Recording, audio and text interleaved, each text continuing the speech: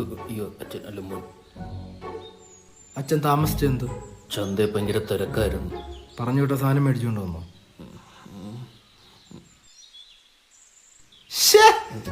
ഇത് ഗേൾസിനുള്ളതല്ലേ, ബോയ്സിനുള്ളത് എന്തേ?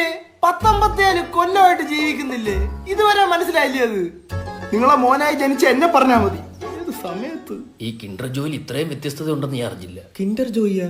അച്ഛാ, ചേട്ടനോട് കളിച്ചു നടന്നവർക്കൊക്കെ 2 പിള്ളേരായി. നിങ്ങൾ അങ്ങനെ അടുത്ത് പണിക്കുവാൻ പറഞ്ഞേ. എടാ മോനെ, ഇത് പറയാൻ ഞാൻ അവന്റെ അടുത്തോട്ട് ചെല്ലുമ്പോ അവ അച്ഛനും ഞാൻ മോനുമായി പോകൂടാ. ഇയാളിത് എന്തോന്ന് അച്ഛൻ? എന്താടാ ഈ സാധനം അവിടെ ഇട്ട് ചെല്ലി പോ.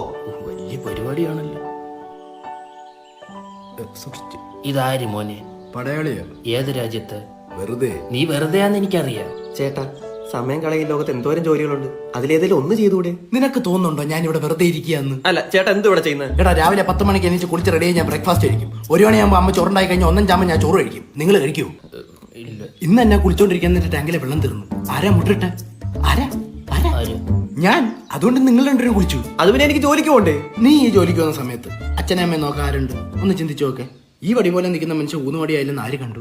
അതുകൊണ്ട് വീട്ടുകാർക്ക് വേണ്ടി ഒന്നും ചെയ്യുന്നില്ലെന്ന് മാത്രം നീ പറയരുത്. വീട്ടുകാർക്ക് വേണ്ടി ജീവിക്കുന്ന ഒരു സൂര്യനാരായണ വർമ്മയാണ് ഞാൻ. ഓനൊരച്ചപ്പൂടെടുത്ത് വിരലിട്ട് വായിലിട്ടിരി. അച്ഛാ, എന്റെ പടയാളി തന്നില്ലെങ്കിൽ ഞാൻ കൊല്ലാളിയാണ്. കൊടറാ വാളിയത്.